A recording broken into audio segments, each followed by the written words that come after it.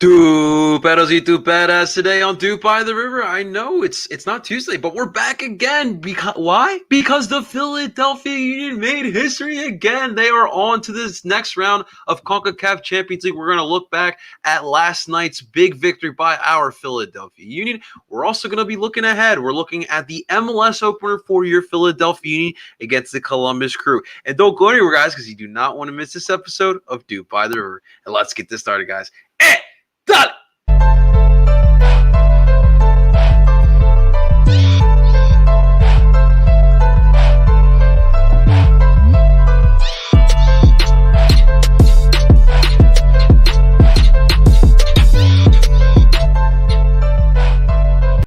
And that is right. Welcome, everyone, to Doop by the River, the show where we follow everything Philadelphia Union, brought to you by Philly Sports Network.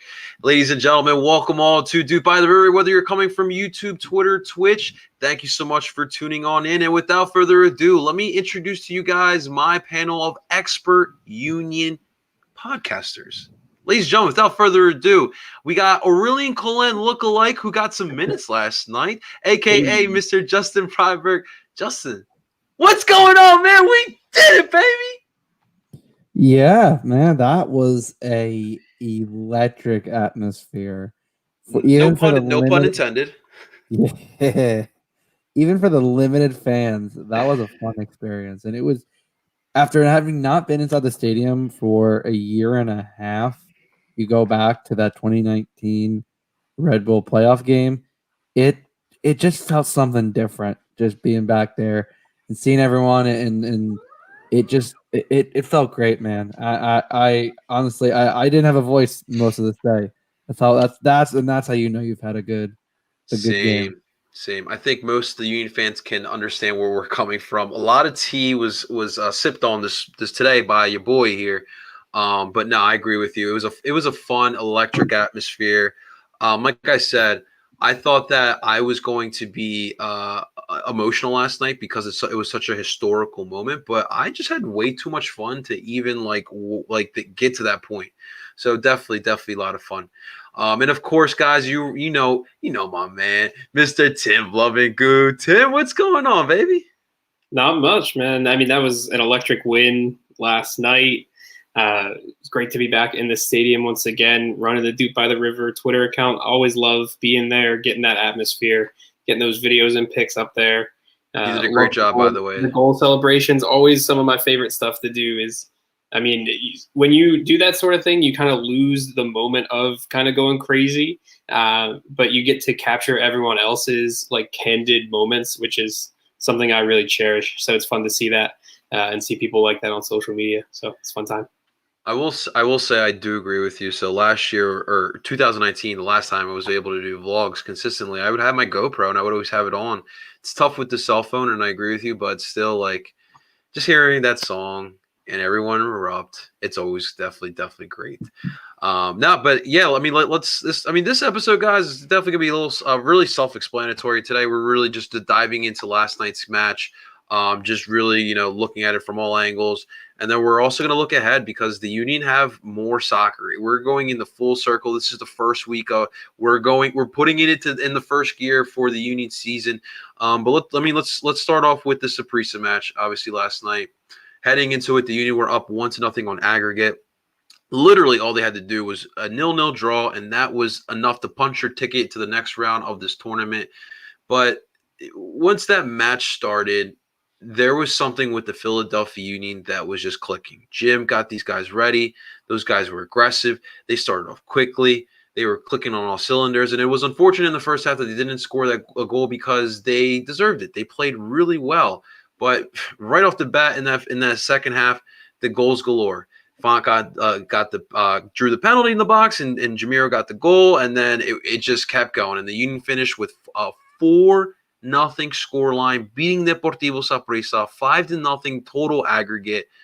And wow, I'm so speechless. Like, it's wild too. Like, we all know that right before the season, right before that first Saprissa match, the state of the fans was, we're freaking out. We haven't bought anyone, and everyone's buying people, and we're not gonna beat Saprissa. We're not gonna beat anyone this year.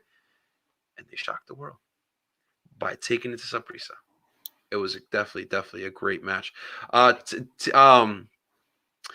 So before we dive into this game, I just wanted to touch upon something I noticed last night. So in the stands, there was a lot of Saprissa fans. The Saprissa fans traveled long and hard for this match here. And even though their team has not been performing up to par, 9-game winless streak, now 10 games, they showed up in numbers and they showed up well represented. And I will say it was definitely cool to see as someone who's a Colombian soccer fan. I loved it. However, it did have a little bit of a bone to pick with the Saprissa fans. Look, you guys know me. This shirt right here, this is not a Union shirt, but this shirt to me means a lot. Okay, I get it. I 100% get it. But at the end of the day, I'm from this area. I'm from Philadelphia. So during the summer times, why not go to Chester and celebrate soccer in Philadelphia? That's all I was saying. That's all I was just trying to say. You guys know me. I want Chester to be more diverse. I want to be able to party with my Mexicanos, party with my black brothers and sisters. I want it diverse. I want to celebrate all soccer culture. That's the beauty of this sport. That's why Tim, Justin, and I dedicate so much time to this sport, because of moments like that. So, Saprissa fans, if you guys do know a Saprissa fan, or if there's a Saprissa fan listening to this, you're welcomed. You are more than welcome. Subaru Park is your home, and you don't have to come when Saprissa comes here to play. Your MLS club can be right here. But I will give them credit because, guys, I mean, I think you guys saw too. There was a Saprissa fan in your section, guy didn't know the rules of the Rivers End. Did you guys did they escort them? Were you guys able to see that? I didn't see if anyone got escorted out. When I came in, there were some people in Saprissa jerseys trying to go what looked like down the tunnel to see the players as they're about to come out onto the field. But I didn't see anyone trying to get into the river end. I don't know if Justin did. Actually, they were about 3 rows behind me. And there was one guy in a Saprissa jersey, one woman with a Costa Rican flag. And security came on pretty quick and just said, like, hey, like, this is the supportive section. Like, you gotta, you either gotta change a jersey or we gotta move you to a different section. But they understand that too, though. Yeah, they seem to understand it pretty quickly. It didn't seem like they were putting up much of a fuss, but yeah, I don't know how Costa Rica works, but I know in Colombia, you know, there's one little tiny section for the away team. Everyone else in the stadium should not be wearing the opposing color. But I mean, that I don't know how Costa Rica works, but it's definitely interesting to see that. Absolutely. All right, so let's get in right to this match. So with the lineup, pretty much the same thing. We got literally the thing that we saw last Wednesday. And I was a little worried, honestly. I was like, we're getting the same lineup. This team has some tape on us, this lineup. But it worked. Those guys they gained chemistry last Wednesday, and they brought it back to this one. Justin, what did you think of Jim's starting 11 for this match? Yeah, so we were all in the, at least most of us were in the Sons of Ben Law doing a little informal tailgate. And when it got announced that the lineup was about the same, I went, okay. Like, I didn't think anything of it because it was like, it worked well. And as I said before, like, Leon had a great first leg. And that was the one thing I said in the pregame, and the show on Tuesday was, well, Leon had a really good game. So, okay, Sergio is healthy, but are you really going to take out Leon? And it was a clear answer, no. And honestly, it was probably one of the best decisions because once again, Leon had a fantastic game. I mean, my God, he was breaking up passes. He played some great through balls, and he was just all over. He had so much energy and had a great soccer IQ in terms of picking his head up and finding that good pass. And you know what? Yeah, and by the way, Jamiro, I had this conversation with Justin over from Views from the Bridge on Twitter Shouts to about views. how Jamiro might be one of the more underrated tens in the league, and I think he got overshadowed last year because obviously he was playing in the shoulder role, and yeah, he's gonna be playing mostly in the shoulder role if Fontana is your 10. But I think he's one of the more underrated midfielders in the league because you saw what he's capable of when he's now. It's been the big thing. It's been consistency, Yeah. but you see what he brings. I mean, he's got that pace. He's got the the athleticism, and he's got the soccer IQ to pick out these passes, to make the runs, to do these 1-2 combinations and play people in. That's huge. And I said this before, and I said it in my predictions. The Union's midfield, I think, will be the biggest determining factor in how far this team goes. And I know they didn't sign that attacking, that goal scoring attacking mid that everyone's been clamoring. And oh my God, it's all over. Doom and gloom. Throw in the season. We're reinvesting it back in the academy, and oh my God, all the fans are mad because it's now the Tim McDermott may have picked a poor choice of words. Yeah. And I understand what the idea was. He just really, really did not pick great words. But the idea was, listen, you've had all this money you've put in, you're reinvesting back into the academy to generate more of these players, but you're making half decent stuff. I mean, Jamiro was breaking the transfer record for this club, and it's clear the Union can do those mid-level signings. We don't need that. People said, "Oh, we need that name to really big." No, that's not what this team is about. I understand getting a bigger name might generate more, but in terms of on the field performance, the Union seemed to get by with mid. Again, who would have thought picking up another 20-year-old defensive midfielder would have been a great signing out of the gate. Yeah. I mean, it's wild to think. And honestly, that I think the midfield was really the driving force behind this victory, because without them, I don't think that I think Saprissa actually gets possession of the ball because the Union seemed to straight up dominate. Yeah, man.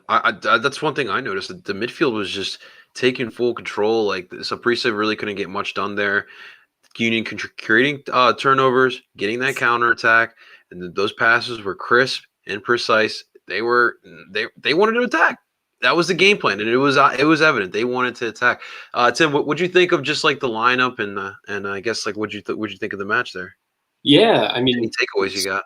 starting with the lineup, I thought, I mean, it's kind of classic Jim Curtin to roll with the same guys. But I honestly thought from his press conference, when the way he was talking about Sergio Santos, I thought he was going to start him. So I just thought it was going to be just the one change, which is still very Jim, just to make one change. But yeah, he rolls out the same guys, and the Union have a style of play, and honestly, it looks like it doesn't matter for the most part who the players are on the field, and they're going to play that pressing style of soccer that is going to win the ball and create, quick attacks and, 1-2 passes, and then there's a shot on goal. Like that's what they want to do. And they did it to perfection last night. And to Justin's point, Jamiro Montero at the 10, if he can do what he did last night, and that's kind of a hard sell just because he has been inconsistent. But if he can do that all MLS season, yeah, you're talking about a guy who could actually be a really good number 10. And I think it'll be interesting to see what happens for the Union right now going into the MLS season. Do they play Jamiro at the 10? Do they move him back to the shuttler position and play Fontana at the 10? There's all of these players who can play different positions now, which it causes good problems for a coach like Curtin. So he'll make the right decisions there. Absolutely. But yeah, it's been really fun to see them beat up on a team like Saprissa. Any word on this one, guys? I'm sorry. I believe isn't the Fox? Gambler. Yeah, the Gambler Fox. PJ PJ, if you had problems during yesterday and last Wednesday, that could be because of CONCACAF. I don't know. I mean, we wish we Yeah, I could don't call think they Sean have right it. now, but Yeah, I think if it's through CONCACAF, I think they don't think they have radio broadcast for that. Yeah. oh, also, by the way, that little like intro video that CONCACAF had put me to sleep, and it was sucked because I was so amped up, the starting lineups and everything, and then they showed this video, and I'm like, wow, I just lost my buzz. Like, not my I mean, alcohol buzz, my energy. CONCACAF does CONCACAF. Like They know how to throw a wet blanket over that. Yeah, that's for sure. Yeah, that's definitely one way to put it. It is. Listen, it's a crazy thing. Listen, Kata. We appreciate your love for Andre Blake, but Moose ain't bad, and we need Andre and Chester, man. Come on now. Awesome stuff. Look, the like I said, the lineup. I didn't think he would go with the same thing. I mean, it was CONCACAF. I mean, Tim was there during the playoff game with me. Like ever since that playoff game, I think I'm a little bit on edge when it comes to matches like that. Like last night, it felt like this was the Union's win. But last time I felt like that, we all know. But no, this team it definitely it definitely came out to play. Jamiro, to me, the love he was getting was fantastic. To Justin's point, I mean, it's really tough because like I guess you could like potentially what you could do, and I know people don't want to hear this, is you could have Fontana come off the bench. Yeah. You could start Miro at the 10. I mean, the thing is, too, Flack has chemistry brewing with Kai Wagner. You saw that brewing on, like, those two were switching off. You saw Leon working on the flank. You saw Kai move into midfield. They got that chemistry going. It's definitely a possibility. I mean, obviously, Sergio is healthy. You want him out there. Well, and that's the thing. And that's why I said, on Tuesday that it sucks because Fontana last year was subject, unfortunately, to Brendan having a breakout year, but this year, I mean, it feels like it's just another string of like you really can you really bench Leon at this point? No. Like, I mean, he's just playing too well. So then that goes, okay, well, you want Miro, you're gonna obviously Brujo and Bedoya right there. That's half your midfield. Like that's guaranteed. That's in. And then if Leon's there, then you have Miro and Font battling for one spot. And then, oh, by the way, you still have Elsinio, you still have Quinn Sullivan, you still have Jack McGlynn and Paxton Aronson. Like there's all these players that you have, and I said this in my predictions that's the Jim Curtin once again has a plethora of choices, and honestly, as a coach, that's what you want. You want to have the a crazy tough decision, because otherwise, I mean, if you know who your lineup is, you don't have much depth, then you're a pretty one-dimensional team. But if you have those tough choices, and again, there's a lot of games, so there's going to be a lot of rotation. I don't doubt that. You will see several combinations of this midfield, even when you give Ali a rest, because Ali, is in his early mid-30s. Like he needs it. He needs that break. He's gonna, he's not a this young spring chicken anymore. He's been around the block, as they say. And he's not man bun Ali no more. That's for sure. Which, thank God, I love Ali, but that when he first came here, I was not a fan of that. He looked like your Uncle Tony working at the mechanic shop, going, hey, I'll fix your car for $500. It's just a small thing. Yeah, $500. But no, I think that the funny thing with this midfield is because of so many choices, it's funny that we have so many choices in the midfield, but we have very limited depth at striker. Yeah. So it's kind of like, I think because of that depth in the midfield, you're going to see these guys. You're going to see a lot of false nines playing next to Casper, and I think, you're going to see these guys getting rotated, through up. So I will be interested to see how Jim, because I know as much as I know Jim loves to play that similar lineups, and that's one thing I get a little frustrated with Jim at times.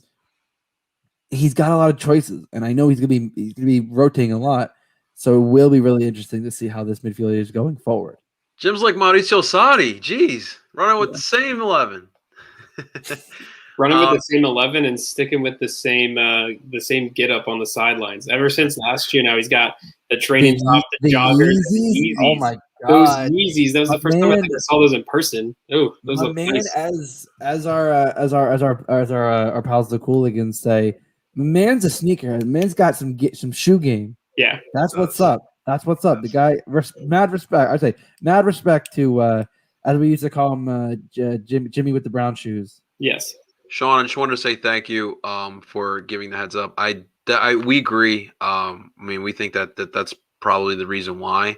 We'll see Sunday. We have an actual MLS match, so we'll figure it out. But actually, you know what? I'm sure. It's weird because it's a national broadcast. I know those are. Oh, yeah. Those can get weird. I think it's with the local broadcast. Okay. Okay. And I think we only have like 2 national TV games, as far as I'm aware. And honestly, guys, if you guys have any questions about that, honestly, just at them on Twitter. I'm sure they'll answer. Yeah, seriously, at Sean at Brace, or the Fox Gambler. Yeah, he's a knowledgeable dude. He'll yeah, I'm sure they'll answer your question for sure. The part about Leon, I mean, 2 games, like I'm loving what I'm seeing from him. Perfect, exactly what I wanted from a shuttler. It's crazy though that like I really don't think he was our top. Might have not even been our top 3 choice. The fact that we had these visa situations, he was able to come here quicker because of that. I think had a lot to do with it. But this kid is worth it. Yeah. This kid. I mean, I think it's easy. This kid was a steal, maybe. I mean, what did we bring him on for? Like 20 years old, 200K, like 250, I think, and that's a steal. It's honestly, they said because of how highly he's rated in the U.S. youth system, and what they perceive his ceiling to be, this could be a massive steal for the Union. Yes.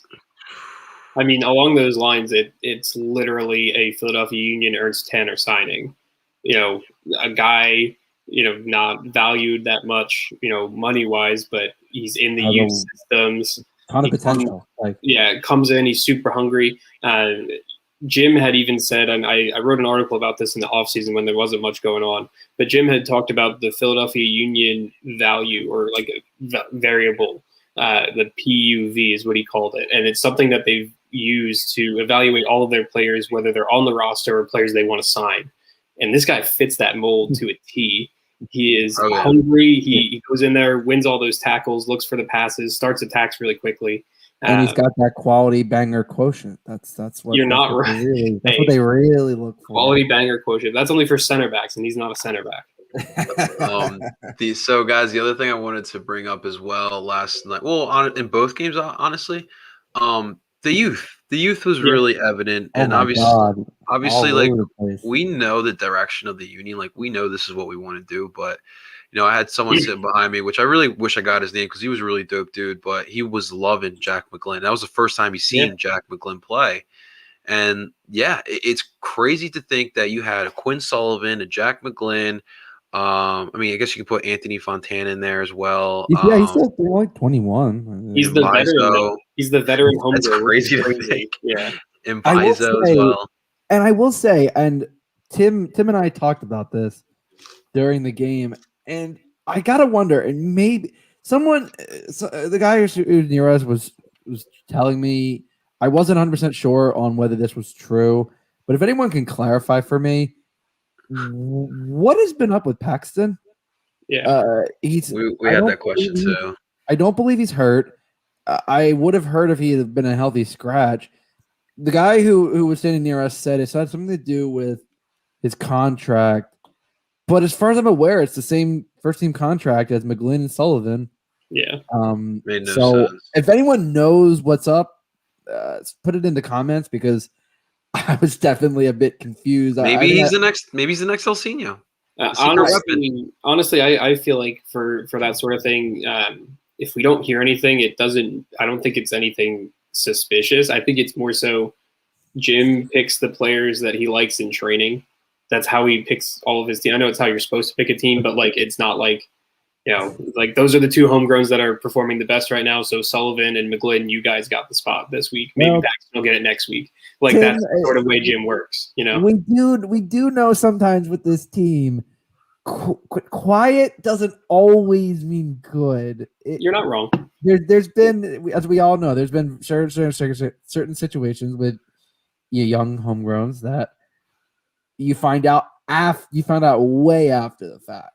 Yeah. And it was similar with Fontana when it kind of started coming out that Jim didn't believe he was practicing hard and all this stuff. And then look at like how 2020 came and it was a switch, and it was hard to keep Fontana out of the lineup. So yeah, I would love to be curious, but I'm hoping it's just like, oh, he'll get in there. It'll be like it's just early in the season, Right. But, I hope so too. I mean, like, and I'm also thinking we'll get to the Columbus match a little bit, but I'm just like thinking like what Jim is thinking about as far as this weekend. But yeah, no, yeah, it was great seeing those kids out there getting some valuable minutes. Like, dude, you're playing in CONCACAF Champions League. Like, that's huge. And a lot of these kids, I don't think McGlynn didn't get. Yeah, McGlynn didn't get on last Wednesday, right? No, this was McGlynn's debut, and he got 23 minutes. Right, that's right. I did see that tweet. And so did Stuart Finlay, in the back. Hey, that's right. I mean, it's kind of hard to judge his. I think someone asked how do we rate his performance. It's kind of hard to rate the performance when you're coming in up 3-0 like that. He came in. He didn't let in a goal. He maybe got a few touches on the ball. I mean, that's pretty much it. Right. Yeah. I expected that. We went with like would they move Jack up to the 6? Yeah, again, we've had that before. And right. I mean, for the limited touches I saw, he looked decent. Like, again, you have Tim. It's hard to judge because 15, 20 minutes is a small sample size unless you're scoring a goal. Yeah. So PJ Schaff, who's a great friend of the pod, has a really good question here. Oh no, not this one. Sorry, this one. That was a good one too, but this one really was good. That was funny as well. Better parking, and he did correct himself. No, it actually is. No, it is 12 minutes. It is 12 minutes. It's 12 before the incentives. Yeah. So not for better parking. I think our parking lot's pretty sufficient out there and at Super Park. But from my understanding, talking to Tim, we're going to be improving our youth system, right? Getting some more assets to improve it. Actually, what had happened earlier this week, there was a union town hall meeting where the union's chief business officer, Tim McDermott, and Ernst Tanner talked to fans and some media about how they're going to do things right now. And one of the questions was about the money that they got for selling Aronson and McKenzie. And essentially, Tim McDermott's answer was that it's going to be basically an investment back into the academy system. No, Tim, use the word. And this is why I honestly, I didn't. Word. I didn't commit it to memory because I think I was infuriated with the words. So the exact word that Tim McDermott used, and this is why I said that I understood his message, but it was a very, very poor choice of words, was the word refund. Oh, yeah. The word refund to the academy. And I think that is exactly what set the fans off. And I've seen a lot of people, so I indulge one of my my weekly rant. Okay. For everyone who thought that this wasn't going to be the case, what team have you been following? Now, don't get me wrong. Did Tim McDermott choose a very poor choice of words? Yes, but this is Richie Graham's baby. He's put a lot of time and money into this. You don't really get any. You're losing money on academies. That's the whole thing.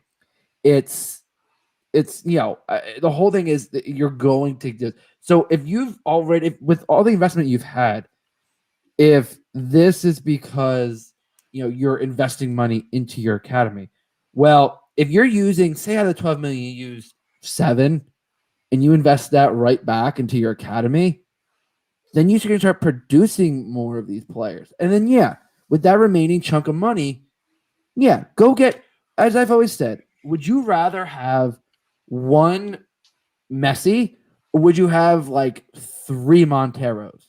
One Like, Messi. I mean, you said like, Messi. You I'm said the sorry, wrong name.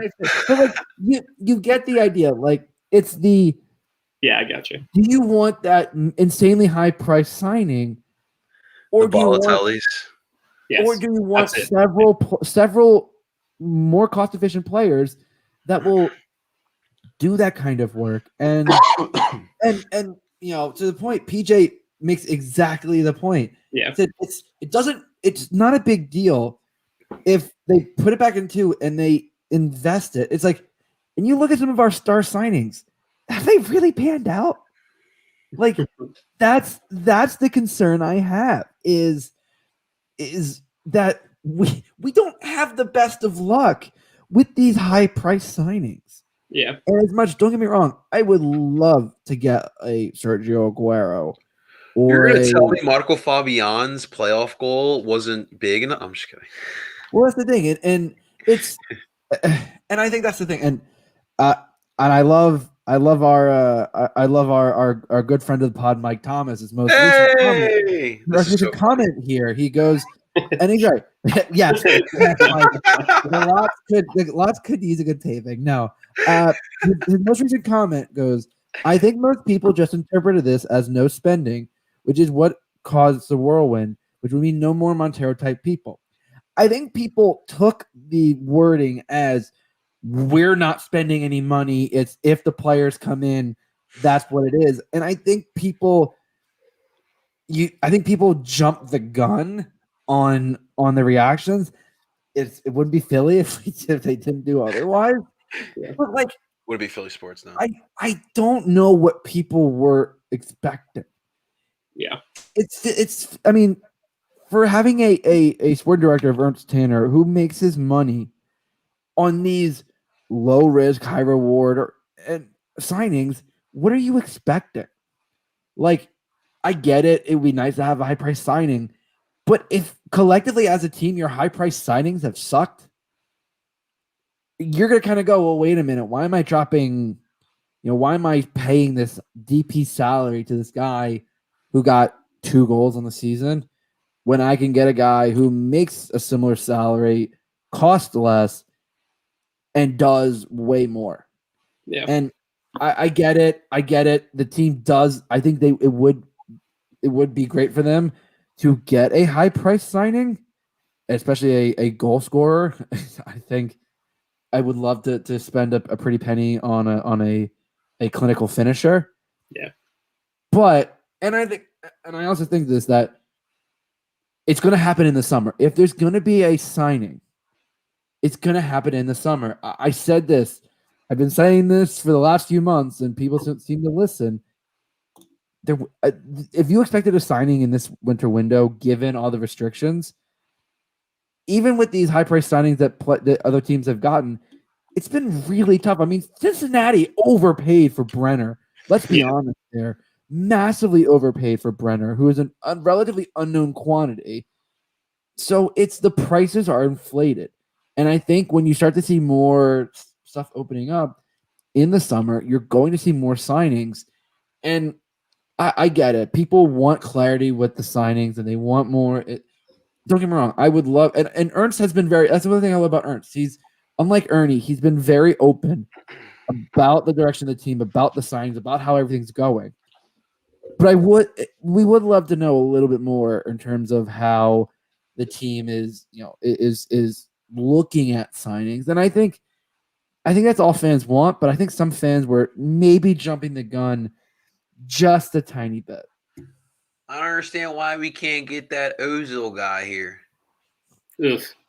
Yeah, that was. That's the. I mean, listen. These are the conversations we have to deal with some of these Union fans. Like the Union fan just wants to be that Galaxy, wants to be that LAFC. But like Justin said, like we don't really have a good history of big name signings. And right now, Ernst is freaking killing it with these guys who are like worth $300,000. Okay, Yeah. These guys are performing in this league. And for me, when it comes to youth academy, how can you be mad at it? Like, would you be mad if we found the next Zlatan in this academy? Honestly. But that's what you have to do. It's trial and tribulation. You have to invest money to make money. Yeah. So I like what they're doing here. I do agree with Justin. Like, look, there is a point of the Union fans I do understand. Like, this is a team that's ready to win. I think it is ready to win. I think we have the coach, we have the mindset, we have the players for it. Still think we're missing like that one piece. And Justin nailed it. That clinical finisher, that Josef Martinez type. I always refer to Josef because that's one player. When people ask me one player in the MLS I would want on my team, it's Josef Martinez, a healthy Josef Martinez. So I would love for the Union to spend DP money on a guy like that, a name that you haven't really heard of, who has that potential and can come in here and destroy the league. Yeah. But that's just not happening right now. But that doesn't mean this team cannot win. This team won Supporter Shield last year with this model. Yeah. So give it some time, guys. I mean, mother effers, you waited 52 years for a Super Bowl. You can't wait an extra couple years for an MLS Cup? Give me a break. I love AK Gaming with the Union want to be like Chicago Fire. we want to spend how much money on a aging international superstar for him to get like a couple goals and ask if he wants to win the World Cup with Chicago.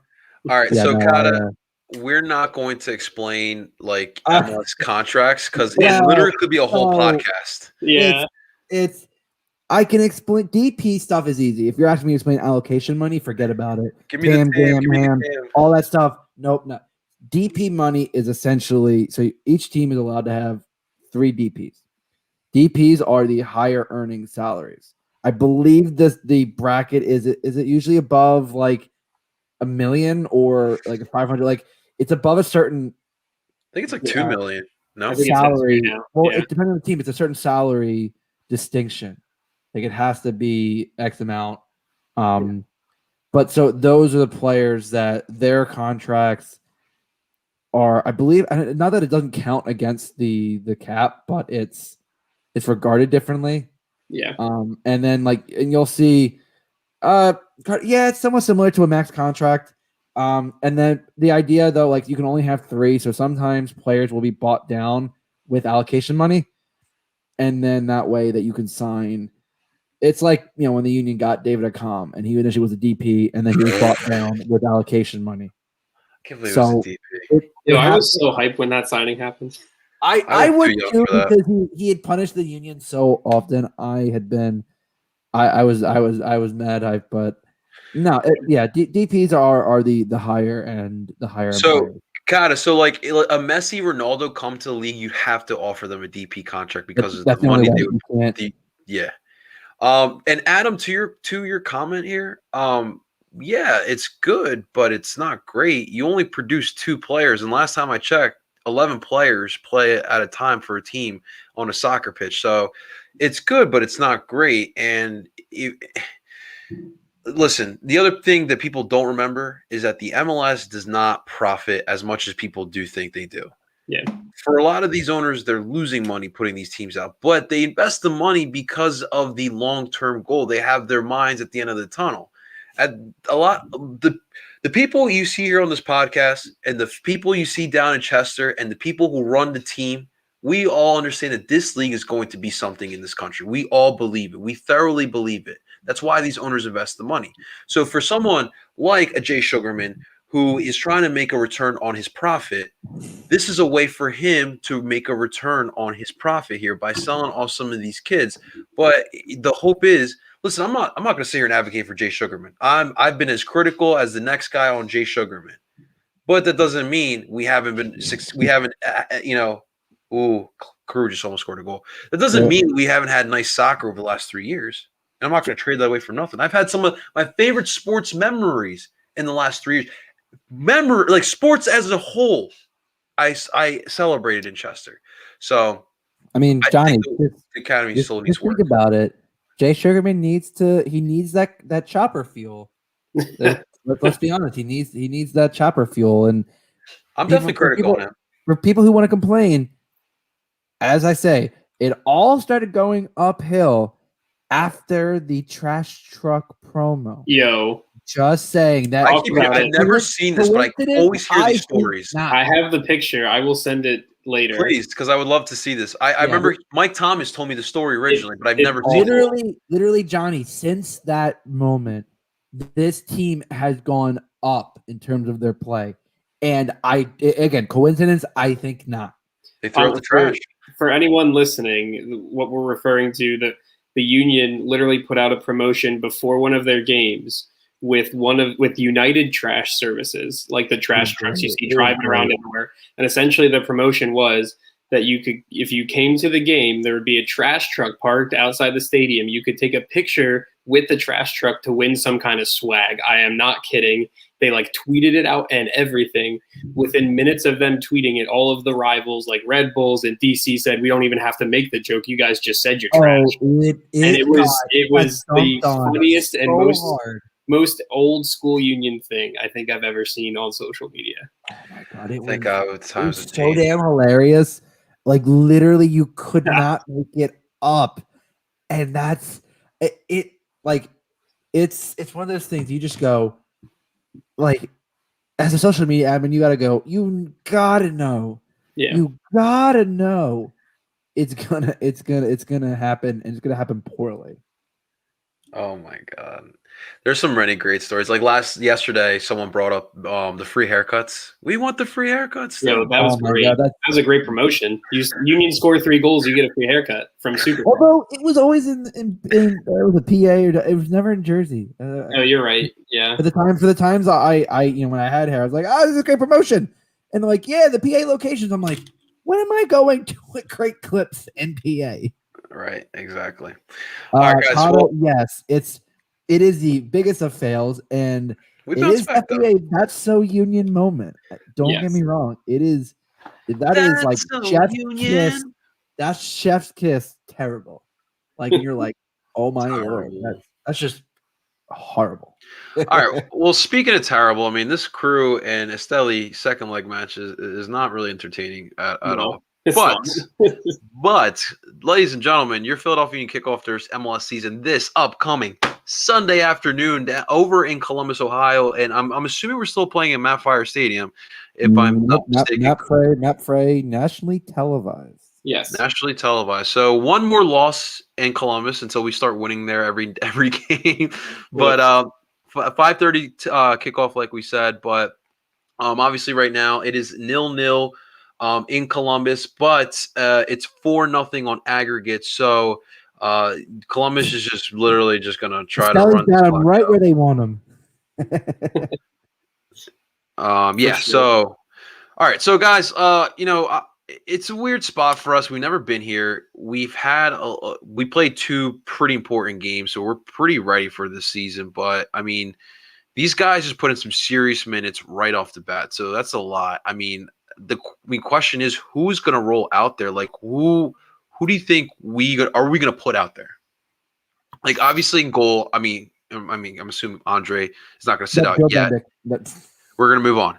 Back line, I mean, I want to say the same forward, but could this be like a potential Harrell or Finley star? I don't think so.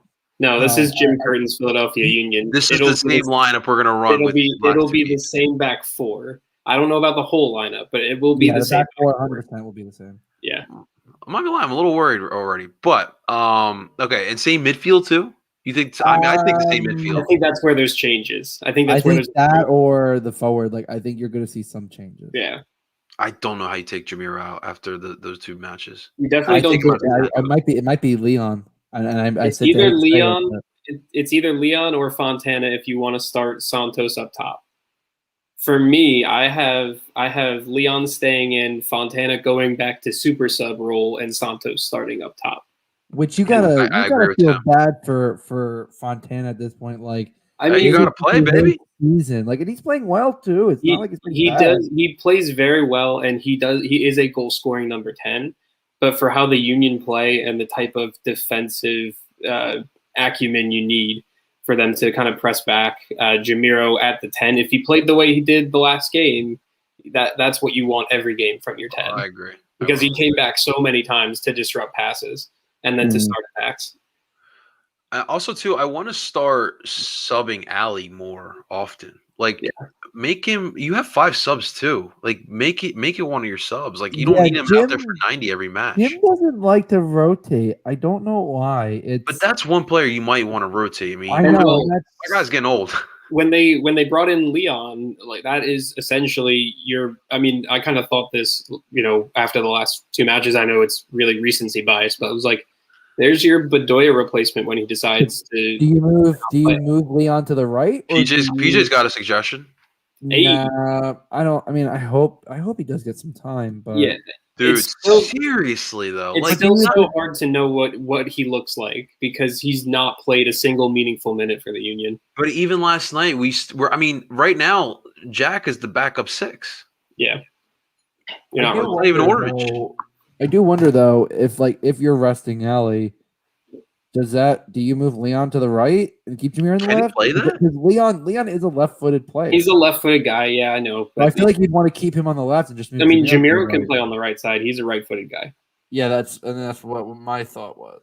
Yeah, I feel like Leon and Jameer need to stay where they're at right now. If like don't pull a Brett Brown. Like run with the hot hand, man. Just run with the hot hand. And Leon and Jamiro got that hot hand right now. So I think, definitely think. PJ, I definitely do think, and I really want to commend my league. Like I love the fact that we actually care about player safety, unlike some leagues, NFL. But I think it's definitely great that that's for the player safety, and that's been pushed for a long time. Yeah, man. Well, man. And Taylor, no joke. He knows. I mean, his career was cut very short. I mean, he had a decent career, but it was cut very short by concussions, and he has a foundation that advocates for concussions. And this was FIFA had to approve this rule change, and I'm glad to see that they're taking it seriously because basically it's like, okay, if you use your 5 subs and a player gets out with a concussion. Yeah. Well, you can use that sub, and then because you've used that sub, the other team can use a sub as well. So it's still even. You're still having this it's like it doesn't take away from your subs, and I like that. I think it's smart, and I really think that more leagues around the world have to start adopting this because it's player safety. I appreciate that. Yeah, what do you think about that? Fontana at the right? He did it last year. He did it last year. It was fun. I could see it. I think it's. I wouldn't be mad at it. And I just want to disrupt Jamiro at that 10 right now. Also, we're not counting. Does bring up a good point about the Flack, Fontana, Montero would be an interesting. Would you think if you're giving Ali a rest, that would be a really? I would love it. Is that more of an attack-minded midfield? I mean, it's a little bit of both. We're coming at your neck with that lineup, dog. Come on, seriously, that's an aggressive lineup. It is. You're right. Yeah. This is Philly, baby. This is Philly. We like that aggression. I think Quinn is just a little too young, and you could tell. He's definitely got it. He looked good. He almost scored. He was. Yeah, I did see that. Him and Jack got right on the ball and created some chances. Next time I'll put a little more height on that. He'll get that goal. But I agree with you. Yeah. The option to, as you sub people on, you have the personnel that can adapt to the scenario. Yeah. And this is what this team has done. You know what? Another thing I thought about, I didn't mention too. Like, do you guys remember when Ernst? I think it was 2019. We were switching from the 4-2-3-1 to the 4-4-2 diamond, and everyone was like, "Jim is not going to be able to coach this philosophy." If anyone's ever had a conversation about soccer with Jim is a student of the game. Yeah, my man is looking. Smart dude. He's not even just looking at what's going on here. He knows what the hell's going on in Europe, and he saw like this type of style of play, and he's doing a great job of like putting the philosophy on the team. And I love that he's been able to adapt like this, and it's we are witnessing the evolution of Jim as well too. I've been saying this for a while. I hope people appreciate Jim while he's here because he could be the next American coach to go over to Europe. Speak that into existence, Justin. Like Jim. In terms of American coaches, over in Europe, you have Jesse Marsh and Pellegrino Matarazzo, who people don't seem to realize. What about Shout that out Bob to Bradley year? the Jersey Italian. But it's listen. I think Jim doesn't get a lot of respect for his tactical knowledge, and I think it comes from one for being a center back, but two, he was a player under Bob Bradley. Yeah, Bob it requires a lot out of players, and it's clear what he's doing in LAFC. And I think Jim knows what he's doing, and I think it's gonna be interesting to see. Again, as I said, with the squad, with this midfield, with the rotation, how he's gonna, depending on if he wants to be a lot aggressive, yeah, he might do that Flack, Montero, Fontana midfield with Brujo at the 6. If he wants to go more defensive, you could still have Ali, quit. Like there's so many guys that, like, no matter who you're throwing on, you're still having an attacking threat. I mean, Even with the defensive odds, Leon is, though, a defensive midfielder, so in that you can even see, like, if they had to shift a little bit, like he is more defensive minded than he is attack.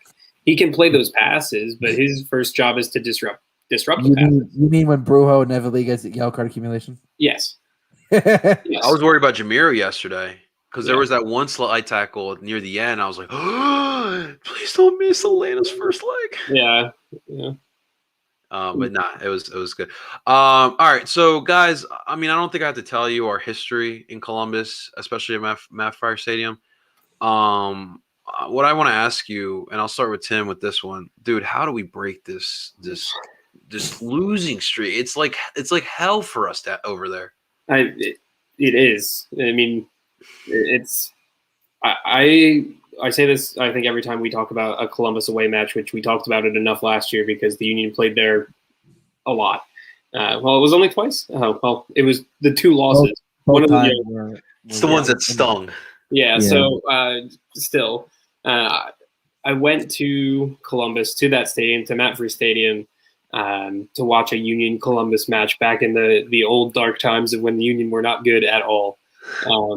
And yeah, there's something about Columbus. The Union just can't put passes together. It seems like when they play there, I don't know what it really is. Because no one wants to be in Columbus. Yeah, it's a weird spot too. It's that's why they're building the new stadium in downtown Columbus, which looks like a nice actual stadium. Like this is a small actually we're in Columbus. A small stadium on the fairgrounds out near Ohio State. You feel like you're kind of lost, and then there's a soccer pitch. It's a historic soccer pitch. It's a historic soccer pitch. Don't get me wrong. It's the crazy part about it.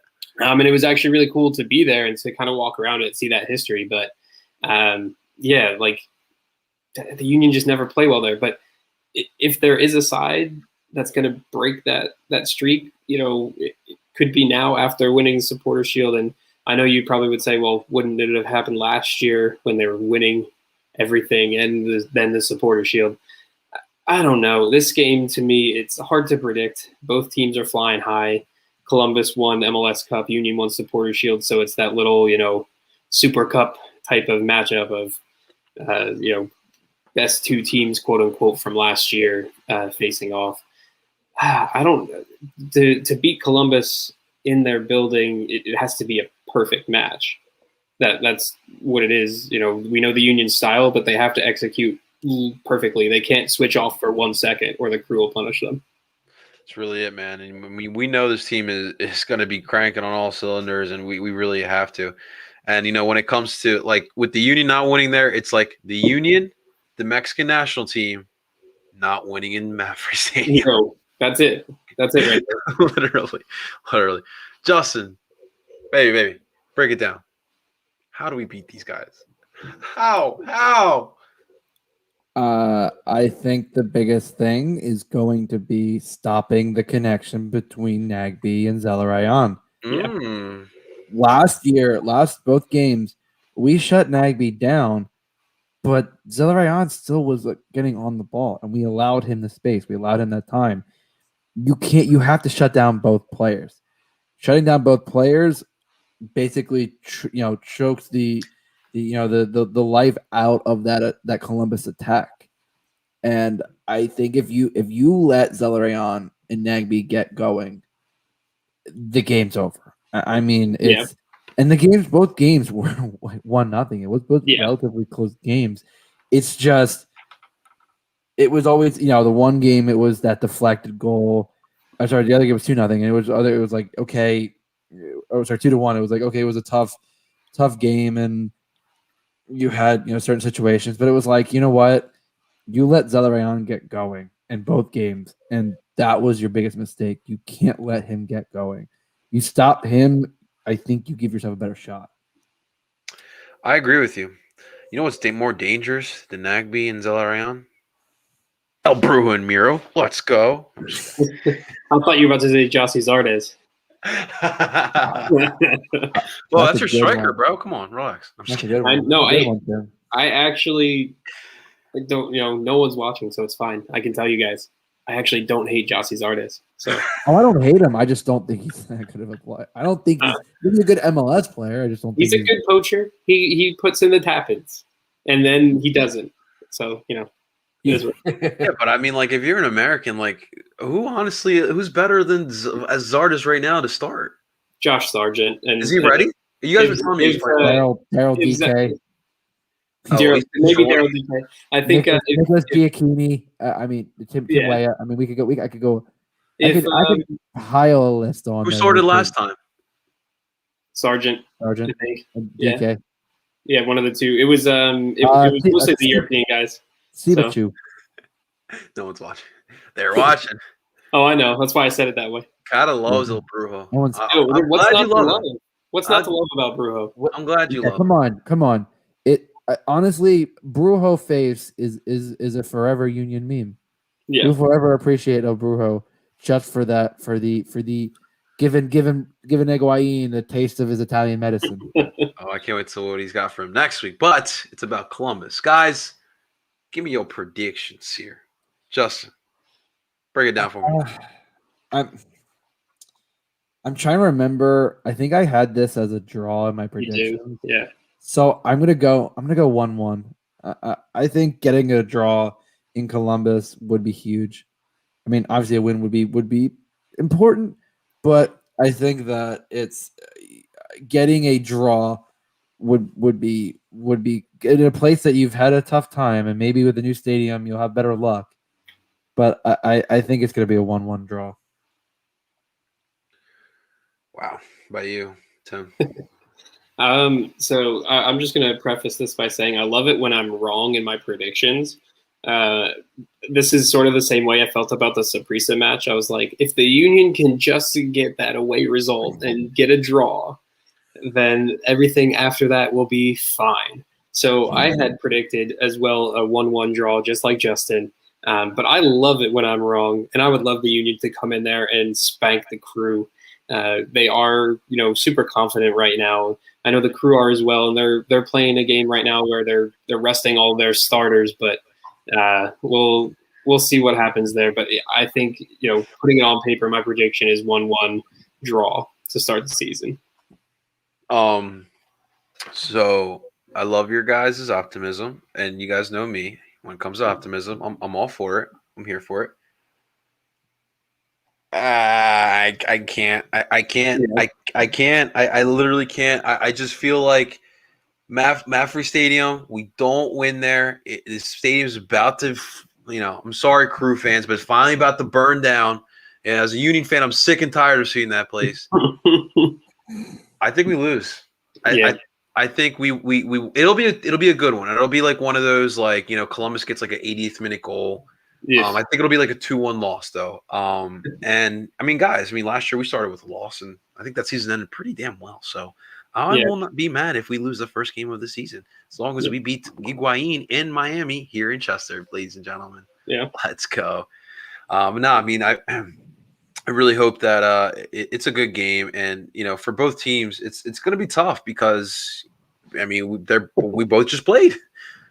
So can we please put the comment from PJ Schaaf up that he just put there? Oh my God, this is the best thing I've seen tonight.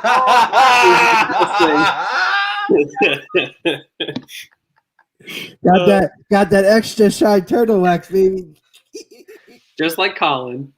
Yeah, wait, hold on. Let me All right, guys. There you go. I think we're good. Got to Oh, black out the lights now. Yep, there it goes. It's gone. It's gone. That's great. Bold. That's great. It looks like it's brightening it up here. Yeah. Oh man! All right, guys. Listen, that was we did 2 podcasts this week, guys. Yeah. Listen, Cranking out that content. we gotta give ourselves a round of applause there. We did 2 this week. Ooh.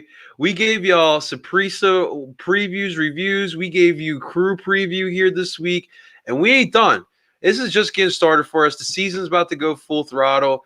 Make sure you stay tuned for Tim and Zach Labasso. I have all these articles out for you every week. Every game we'll have you prepared. Zach's review last night, pretty damn good.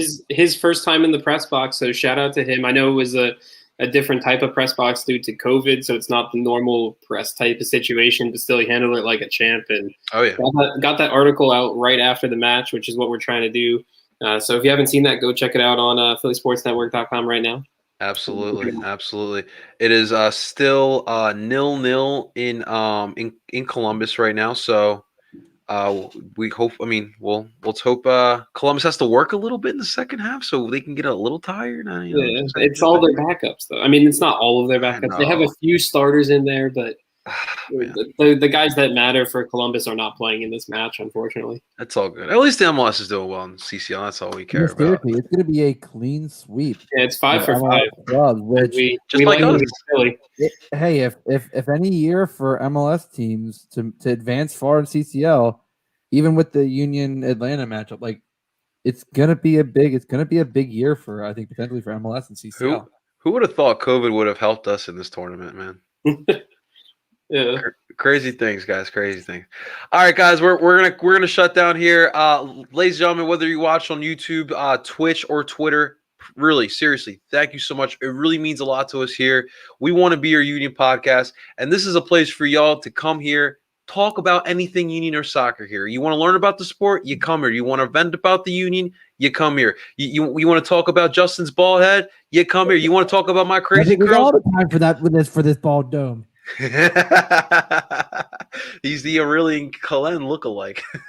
This podcast is an Aurelian Cullen fan club. I'm just saying. I mean, Courtney's the president. She is the president. I will say real quick when that comment popped up and we literally verbalized Colin, I heard from the other room, what? Like she was about to come out and she didn't. So she's yet to make what'd you say? My ultimate goal is obviously, once COVID and Colin's still around, get a picture with both of us wearing short shorts. Oh, you know me, I'm down. Who wore it better? I'm so down. Union faithful. Let's speak this into existence. They want you to wear the sombrero, Justin. Hey. If he gets one, I get one too, though. I want one. You know what? I actually have 2 extra ones, but they're Colombian color. Oh, it's still fine. Hey, whatever. I got a little flair. I root for Colombia in World Cup. I want them to get there again. It looks like I'm rooting for U.S. Hopefully the U.S. gets it done because I don't think Colombia's going to get it done. But yeah, I was going to say Colombia's in a bit of a they're in trouble. Yeah, they're in trouble. We're in a little bit of a trouble. A little bit. All right, guys. Also, too, if you want to re-listen to us, or you want to give a recommendation to a buddy out there, this is new dope Union podcast. Definitely wherever you listen to podcasts, Apple, Spotify, check us out there. Make sure you subscribe, a little rating as well, and a comment wouldn't hurt as well. And I would say shouts to we got one of our first international listeners. Hey, my pal Lucas. Hey, lives in Darmstadt. A friend of who I met through Dane. Good shouts to the happy hour. Lucas is our we joke our thirst trap German because most of the time he shows up shirtless to the happy hour. But showing off the abs and everything. I told him the pod. He didn't know about the pod, and he listened. And the reason I kept saying Leon was because he was commenting on my pronunciation of Flack. Did he give you a correct one? Because I still want to say it correctly. I want to say I'll have to ask him again. I think it's Flock. Leon Flock. But that makes sense. I'll have to give him a bit of a message. Ask him to listen to the pod and see if he. It's honestly not easy pronouncing some of these German names. When we did the Bundesliga's back last year, oh my That was god, rough. I That had was to do rough. like a little lesson because oh my god. And I remember doing the show with Ricky. He was doing his gambling show, and I had to teach him a little bit. I was like, hey man, I'm no expert, but this is what I learned. Awesome stuff, guys. Ladies and gentlemen, that's Justin Freiberg, and that's Tim Lovinguth. I go by the name of El Parcero Philly, and we're telling you guys to DOOP on. Let's be Columbus. Let's go, boys. Stay going.